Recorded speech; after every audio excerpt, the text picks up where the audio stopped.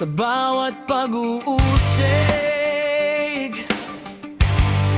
sa bawat konsensya, pinutulik sa bulok na nakasanayan na. Ano ba talaga ang batas para sa atin? Sa mayayaman lang ba umiikot ang hustisya?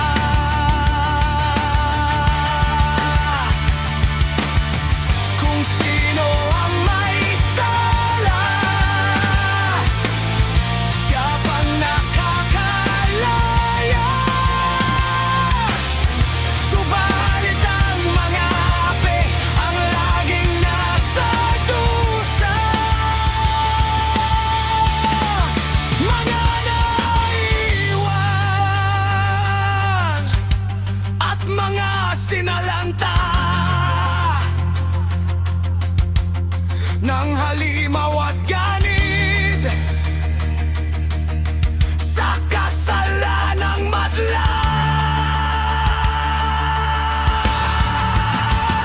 Batas ng ape!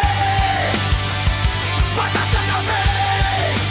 Sino ang nakay kung ang puso'y napipili?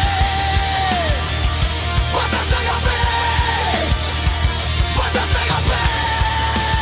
Ang kapakanan ng tao ang dapat mauna.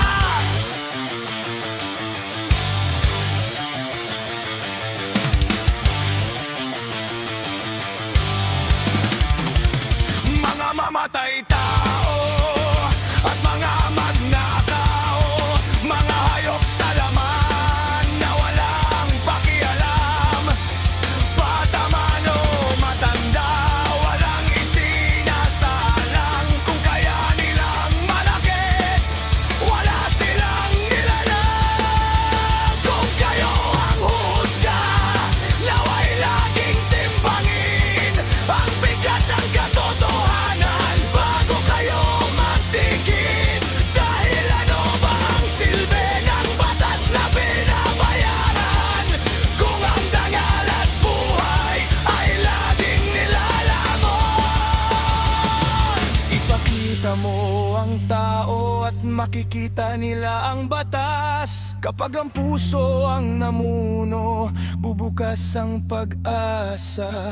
Ipakita mo ang tao at makikita nila ang batas. Ang kapakanan ng tao ang siyang dapat manahin.